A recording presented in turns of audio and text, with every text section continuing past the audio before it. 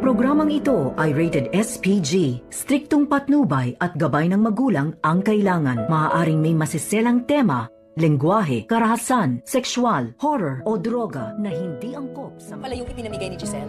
Pero teka, kasama din ba siya sa last will and testament? Pilit nga na pinapasama ni Moira ang kanyang anak na si Zoe upang magtungo dito nga sa abogado na inihanda nga noon ni Don Pepe upang malaman nila ang tungkol sa kayamanan kung sino nga ang pamamanahan nito.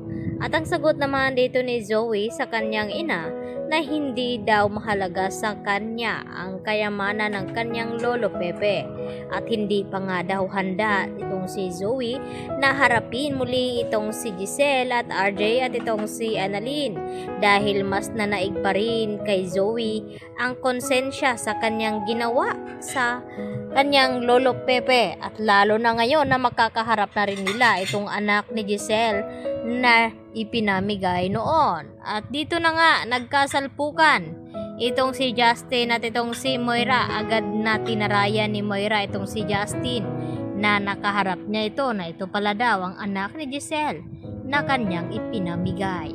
At dito naman hindi nagpapatalo itong si Justin sa malditang Moira at sinagot niya ito na wala siyang pakialam sa mga sasabihin dito ni Moira. At dagdag pa ni Moira na kasama ba daw itong anak ni Giselle na magmamana sa last will and testament dito ni Don Pepe. At maya-maya nga ay narinig na nga dito nila Moira at RJ at Giselle at Justin ang sinabi ng abogado ni Don Pepe na ang magmamana daw sa last will and testament ay walang iba kundi itong si Annalyn Santos. At nagulat itong si Moira at sinabi dito sa attorney na bakit pinamanahan daw ni Don Pepe itong si Annalyn na anak daw ito sa labas. At hindi nga makatiis itong si Justin na sagutin itong si Moira na alam niya ang dahilan na kung bakit hindi binigyan ng mana ang kanyang anak na si Zoe dahil hindi pala nila ito kadugo. At nagulat ang lahat dahil sa sinabi dito ni Justin na kung bakit marami daw itong alam dahil yun pala ay bago madukot o maaksidente itong si Don Pepe ay nagkausap pala ito si Justin at itong si Don Pepe at sinabi lahat-lahat dito pagkatapos na kumpirma itong DNA results dito ni Zoe at Annalyn na hindi pala positive itong si Zoe bilang tanyag.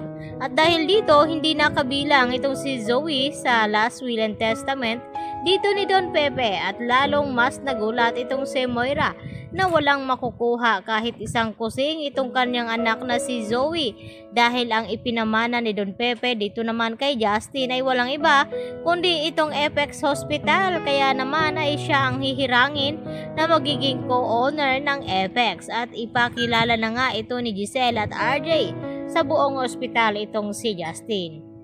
Samantala, ang gusto naman na mangyari dito ni Lynette na gustong matulungan daw itong si Zoe sa kanyang pinagdadaanan na problema at ang gustong mangyari ni Lynette na gusto niyang papuntahin dito sa bahay itong si Zoe nang sa ganon ay makausap daw niya ito.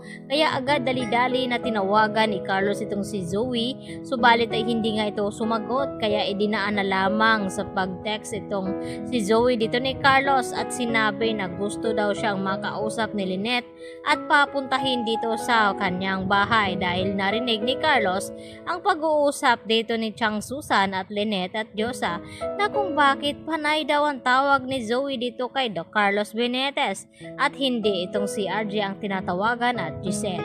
Yan naman po ang ating patuloy na pakatutukan at aabangan bukas mga kapuso, dito lamang yan sa Abot Kamay na Pangarap. Yan lang po at maraming salamat.